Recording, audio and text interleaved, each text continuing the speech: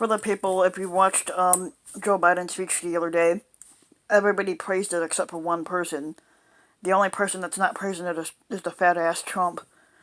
Democrats have largely praised Joe Biden's speech, formally accepting the party nomination as a resounding success, while repugs have begrudgingly conceded it went well too. Biden's speech on Thursday capped off the Democratic National Convention and was largely optimistic, laying out his vision for tackling several crises facing the country.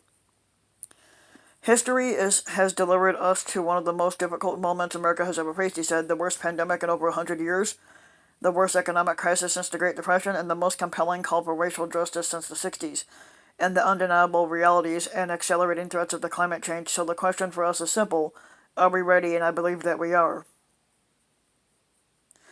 He also shared his own experience of loss, saying to those who had lost loved ones during the pandemic, I know that deep black hole that opens up in your chest. I know how mean and cruel and unfair life can be. Sometimes, he says, I found the best way through pain and loss and grief is to find purpose. Robert Gibbs, the former White House press secretary for Barack Obama, said on MSNBC that the former vice president's speech had met the moment.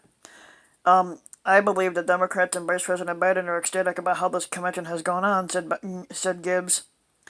David Plouffe, who's a former Obama campaign manager, also said that Biden's speech had broad appeal. So Joe Biden gave a speech. Joe Biden gave a speech that I think 75% of Americans would largely agree with, Plouffe said.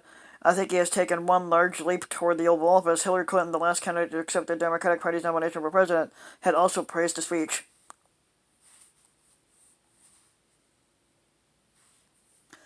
Observers on the left of the party offered more guarded praise, with Brianna Joy Gray, the former National Press Secretary for Bernie Sanders, writing, "They did a really good job tonight for a party indifferent to the progressive vote."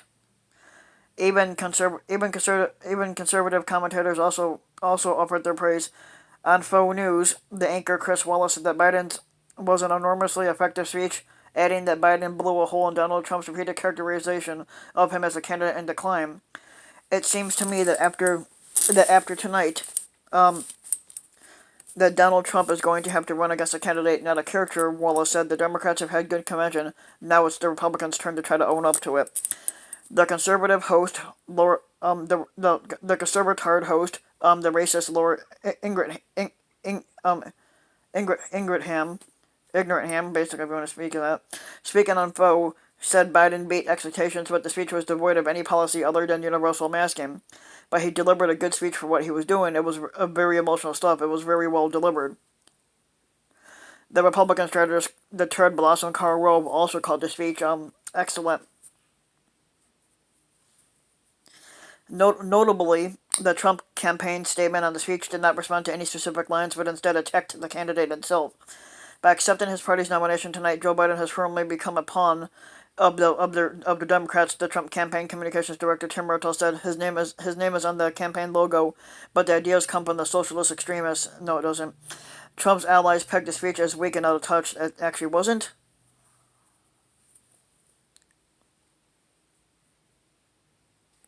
And Trump characteristically had bashed the speech. That's because he doesn't like people trying to beat him. That's why.